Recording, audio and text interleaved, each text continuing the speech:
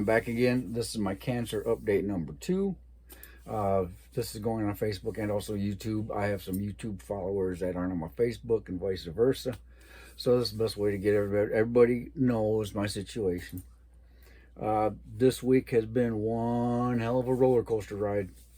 Uh, Over here I have my notes. Let me spin this around so y'all can see here. I'm taking notes on my computer so I don't forget any steps from this week. On Friday the 10th, I went to the Hampton VA to do my pre-chemo lab testing, so they can adjust my Monday, Tuesday, Wednesday chemo meds. When I'm leaving the Hampton VA, I get a phone call from my doctor. I can tell in his voice it does not sound very good. He says I need to go to the ER because of high blood sugar. Now, during this whole time, last 3 weeks, I've had blurry vision. In the last 2 weeks, I've been drinking gallons and gallons of water in and out. It goes in, it comes right back out. I'm thinking this is all part of the chemo. No big deal. Well, he tells me I need to go to the ER ASAP because my blood sugar's high. No numbers given. But needless to say, I told him so I have a radiation treatment and I'll just go to the ER right after that, in the same building. He says that's fine. So about 2:30 Friday afternoon, I check into the ER, tell him my doctor says I got to go here for blood pressure or blood sugar. And they'd look at it and they put me in a room, and again they say you have high blood pressure. No numbers given to me. I have no clue what my numbers are. So needless to say, about 8 o'clock at night Friday, they said, okay, we're going to go and release you. Here's some metformin. That will take care of it for the weekend for monitoring. And then you see your PCP on Monday. Well, when I get released, I still don't have any numbers on what my blood sugar is. So I'm just figuring, okay, I got high blood sugar. I'll just stay home the week, and I got no energy anyway. It just gets worse and worse. And then Monday, I go up to Hampton VA to do my chemo. And they're aware of my blood sugar. Again, no numbers given.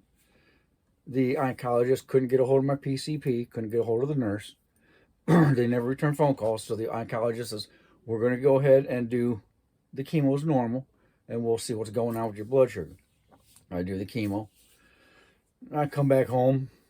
I'm wide awake all day Monday, early morning Tuesday.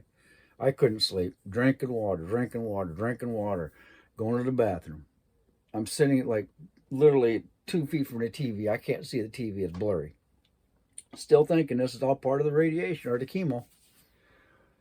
And then I look down at the carpet, and we have the gray carpet with little black specks throughout it. And I can see these specks moving like little army ants. And then I'm starting to freak out because I know I'm starting to hallucinate. And I've read some of the numbers within blood sugar.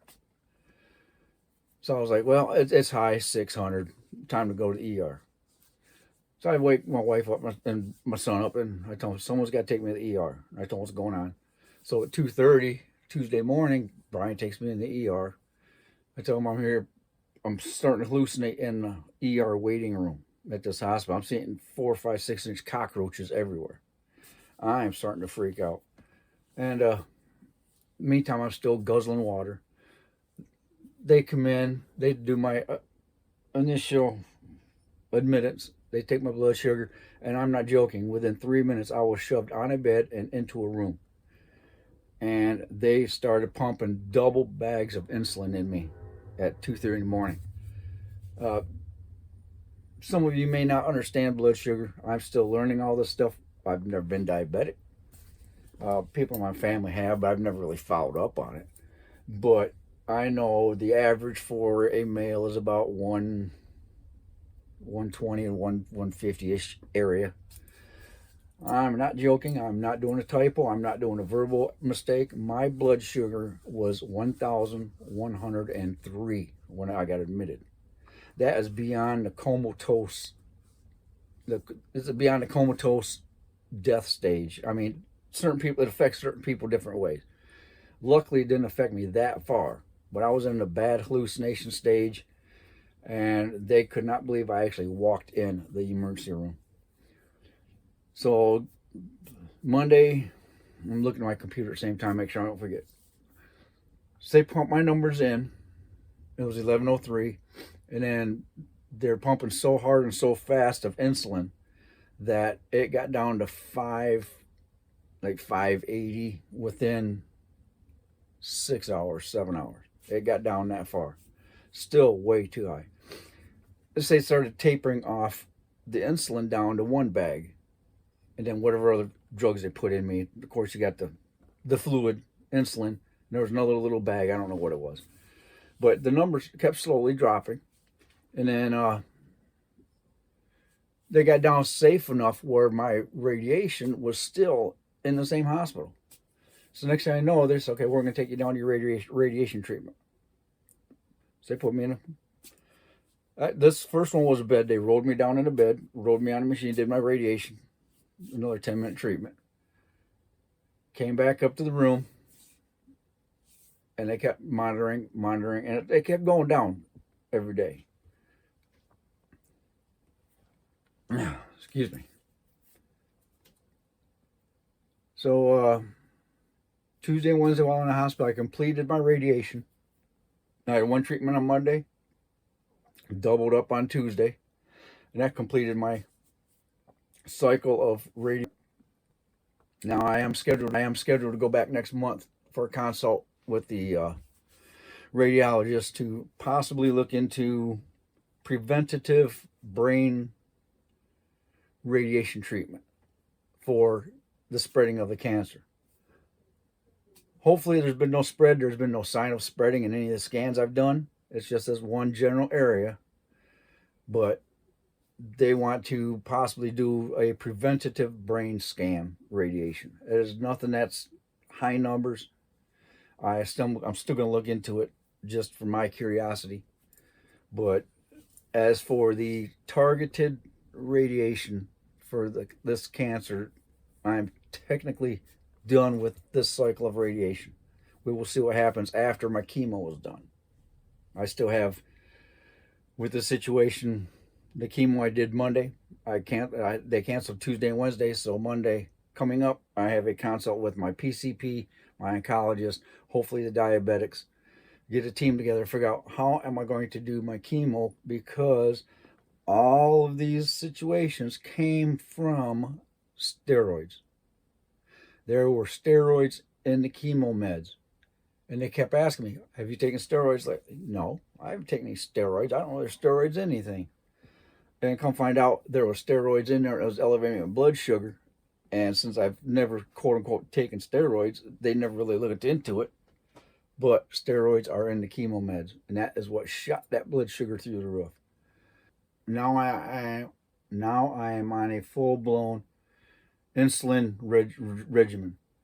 I have the stick, the glucose monitor. I'm on 2 types of insulin.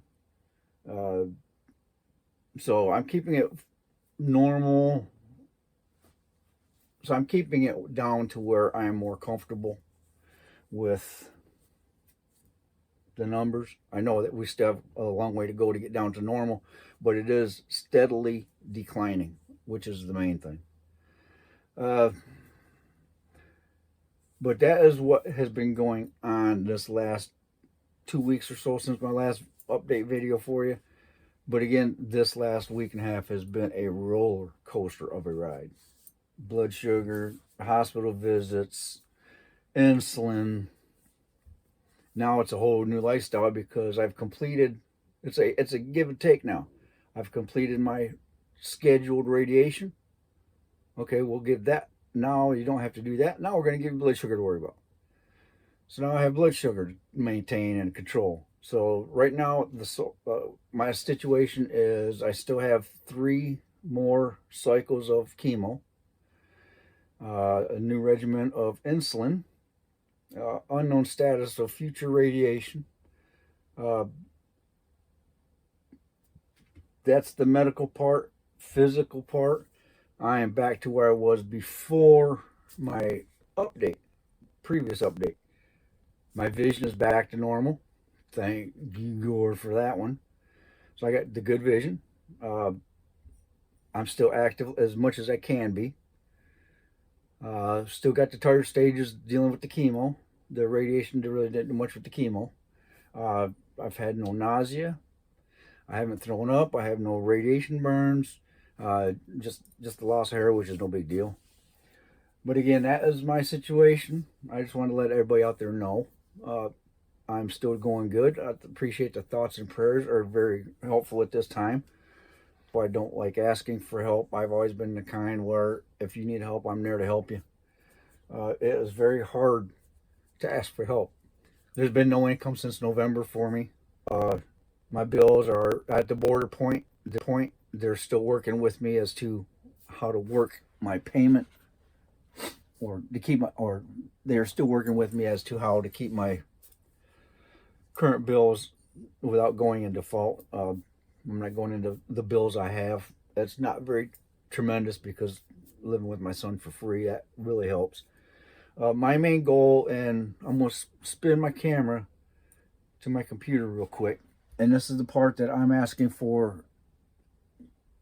I'm not asking or begging. I'm just, if you see in your heart, if you can afford to, if you can donate whatever you can afford, would be very nice. It'd be very appreciated. I'm going to spin this way. And I'm going to bounce, forgive the bouncing around here. I just got to get this into focus here. Let's go.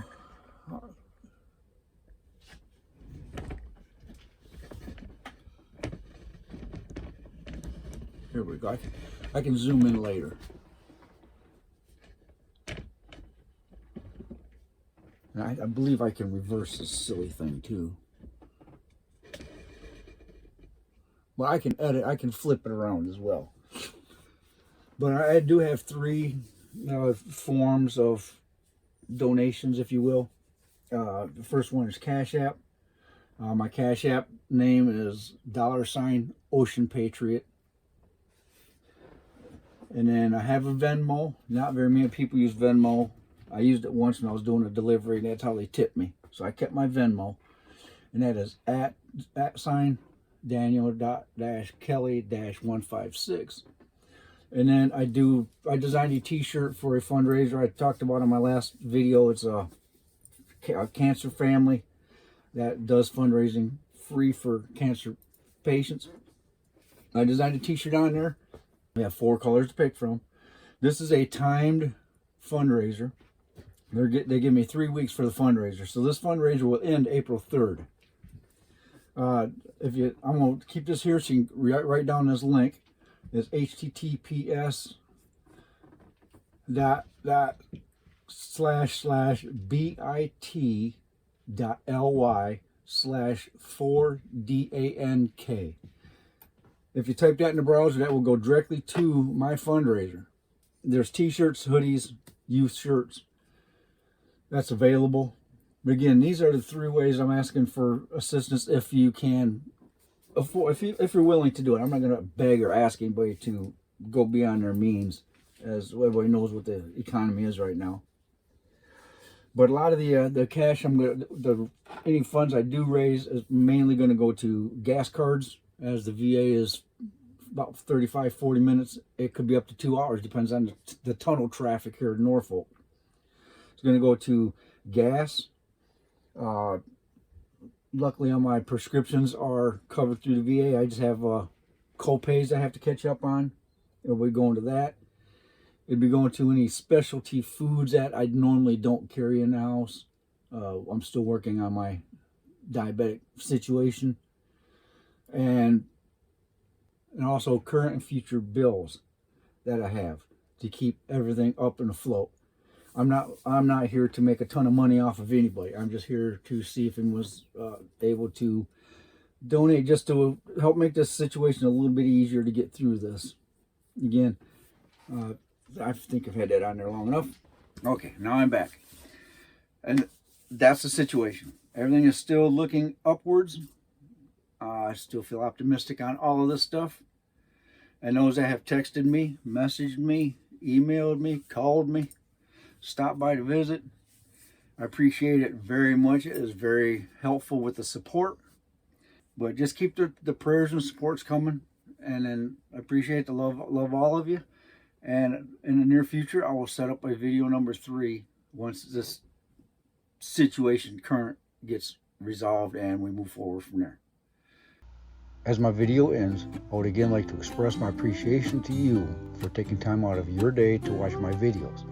If you enjoyed these videos, could you take a short amount of time and click the like, subscribe, and share buttons? By using these buttons, it shows YouTube that others are getting enjoyment from my various content. Also, drop any comments on the videos and make sure to click the notification bell so you can be notified when I post another video.